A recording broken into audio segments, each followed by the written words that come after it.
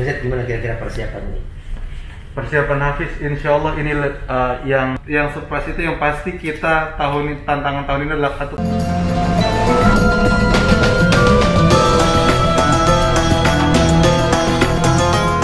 Jangan lupa donasi untuk keberlangsungan FAT-TV ini. Insya Allah semua yang Anda donasikan Allah akan mengganti dengan lipat ganda, karena di sini Anda beramal jariah. Ayo bergabung dalam dakwah FAT-TV. Semoga Allah berkahi. Ya, teman-teman, alhamdulillah Bi Amir begitu sampai di hari pertama ini di perdana hari untuk rekaman Hafiz Indonesia, ketemu dengan kepala produser Hafiz Indonesia, namanya Bang Z. Assalamualaikum warahmatullahi wabarakatuh. Waalaikumsalam. Ini guru saya.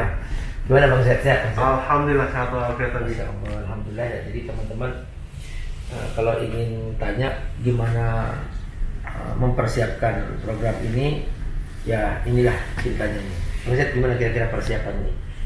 Persiapan Hafiz, insya Allah ini yang terbaik yang kita bisa berikan kepada Indonesia, insya Allah, keluarga Indonesia. Dalam suasana pandemi ya.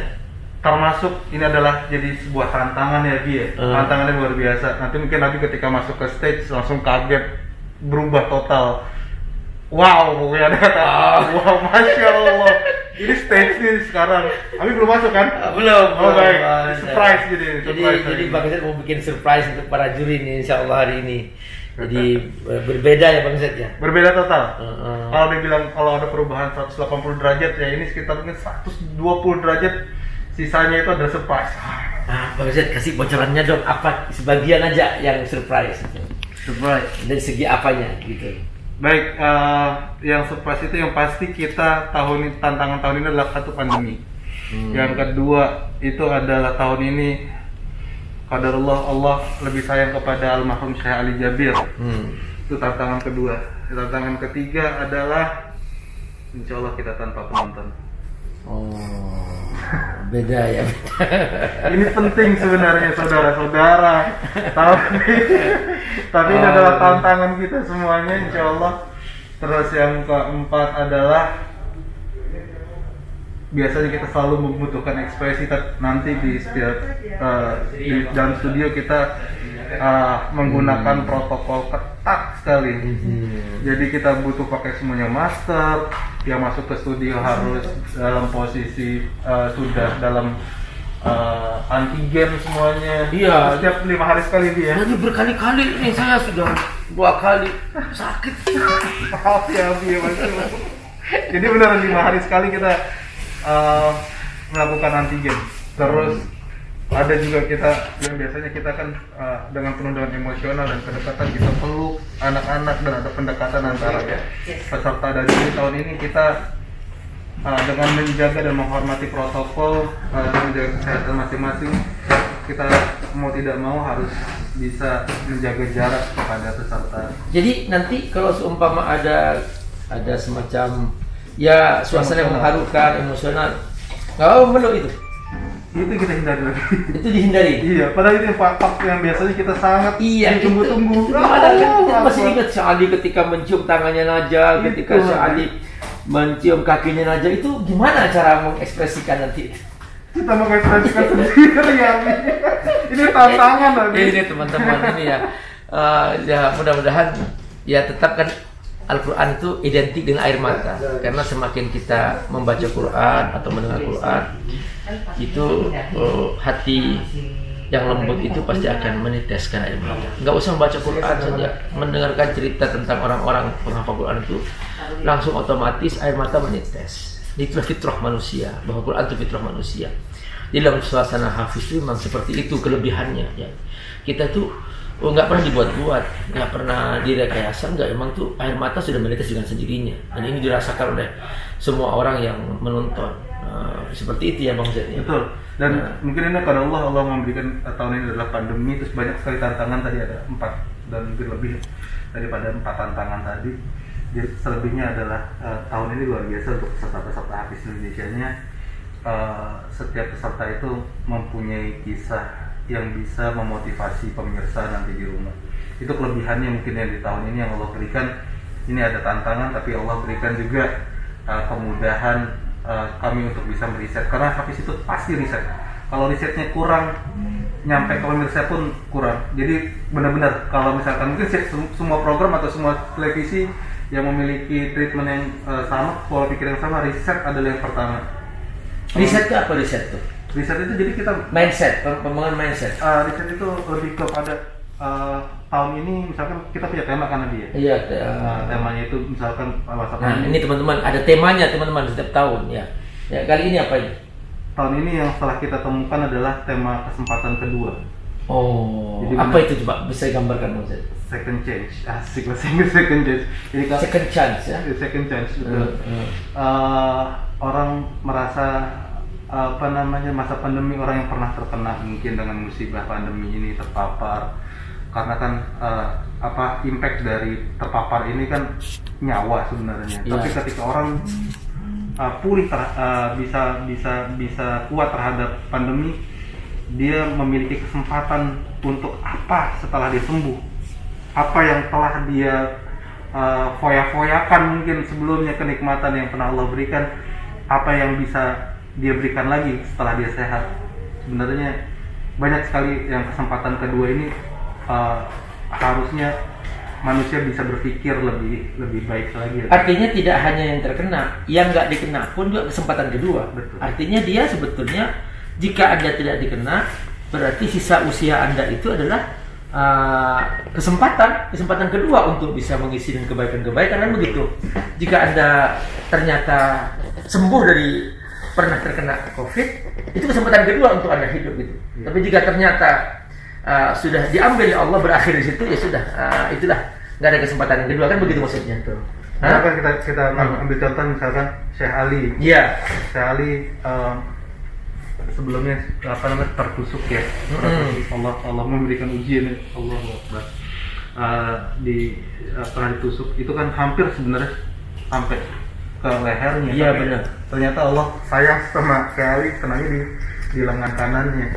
Terus itulah kesempatan Syekh Ali, ternyata Allah berikan lagi ujian untuk bisa melewati COVID. Allah lebih sayang Syekh Ali. Kalau misalkan dilihat lagi, Irfan juga pernah mengalami hal yang serupa, dan Allah memberikan lagi kesempatan buat bisa aktivitas normal. Iya, jadi kalau saya memahami itu fenomena Syekh Ali ini, dia Allah pertama ngasih DP mati syahid waktu ditusuk, tapi oleh Allah ditunda dulu karena Syekh Ali masih banyak tugas. Dan ternyata waktu itu luar biasa kayak reaksi umat luar biasa, dan Syekh Ali khawatir jangan-jangan umat ini bisa digoreng dan menyebabkan perpecahan. Makanya Syekh Ali langsung segera bersikap positif, dan kemudian Syekh Ali langsung bahkan membantu orang yang membunuh itu, yang menusuk itu, jangan sampai dia itu dipukul, disiksa. Syekh Ali langsung mengklarifikasi melalui berbagai sosial media dan menjelaskan bahwa tolong saya ini jangan sampai istilahnya menjadi penyebab perpecahan umat, jangan sampai, pokoknya enggak, biasa saja, itu semua ujian, itulah tahap ujian. Itu nampak kebersihan hati Syekh Ali. Padahal seandainya itu biarkan umat menggoreng itu, bisa terjadi pertarungan internal yang mengerikan. Nah, makanya Syekh Ali segera mengklarifikasi. Begitu selesai klarifikasi itu, semua Syekh Ali keliling seluruh Indonesia waktu itu, dalam keadaan dia masih dipanggil. Mengklarifikasi itu aja saat itu. Nah, selesai, sudah umat sudah cool, nggak ada lagi di sosial media kehebohan isu apa, saling menyalahkan, saling menuduh. Datanglah Allah menjemputnya, sama-sama mati syahid. Karena Rasulullah bersabda bahwa siapa yang meninggal dalam keadaan dikena wabah, artinya dia termasuk mati syahid. Nah, jadi itu, jadi insya Allah ya itu sudah yang Allah berikan. Ini termasuk kayaknya buah doa Syekh Ali, Bang Syed. Iya. Ya, karena memang Syekh Ali berdoa, ya Rabb, Allahumma la ta'khudni, jangan sampai Engkau mengambil aku sampai aku berhasil mencetak 1 juta penghafal Quran. Dan sekarang sudah orang berbondong-bondong. Kalau dulu kan satu persatu, sekarang sudah pondok pesantren tahfidz Quran. lembaga pulang sudah. Ini semua kan nggak harus langsung dari tangannya Syekh Ali. Artinya dia telah menciptakan suasana. Iya, Artinya sudah ada habit yang ada habit, ada suasana yang membranding semua itu. Akhirnya sekarang sudah setiap orang tua memasukkan anaknya ke pesantren tanya ada tahfidz nggak, sampai begitu bagus. Jadi terus kemudian sekolah-sekolah tinggi juga rektornya mengumumkan yang hafiz Quran gratis, akhirnya jadi suasana itu berbeda. Sistemnya sudah mempermudah menghafal Quran. Jadi kata Allah, kalau ciri tanda kemenangan itu, keberhasilan itu adalah kalau kau melihat orang mencintai Islam berbondong-bondong. Wa ra'aitan nasa yadkhuluna fi dinillahi afwaja. Kau lihat orang-orang berbondong-bondong masuk Islam. Tadinya kan masuk Islam satu persatu di kota Mekah. Begitu dibuka kota Mekah, langsung kabilah Bani Fulan masuk Islam, suku Bani Fulan masuk Islam, suku Bani Fulan masuk Islam. Maka itulah tanda kemenangan. Langsung turunlah surah An-Nasr yang kata Ibn Abbas bahwa ini tanda bahwa Allah akan menjemput Rasulullah SAW karena sudah selesai tugasnya. Subhanallah. Allah Akbar. Balik riset sebenarnya ya. Tadi dari tema itu kita mendapatkan kesimpulan dari peserta sebenarnya. Jadi peserta itu benar-benar teman-teman satu persatu identitasnya diinformasikan, asalnya, usianya, hafalannya, terus aktivitas orang tuanya, terus pendapatannya bahkan, terus apa yang bisa membuat anak atau peserta ini menghafal. Itu riset-risetnya yang dibutuhkan kurang lebih ya. Tadi teman-teman menghabiskan sekitar 3 bulan namanya. Dari hasil dari riset ini keluarlah kata-kata tema. Ini tema yang mungkin insya Allah mudah-mudahan nyampe ke pemirsa nantinya selama bulan puasa. Kesempatan kedua.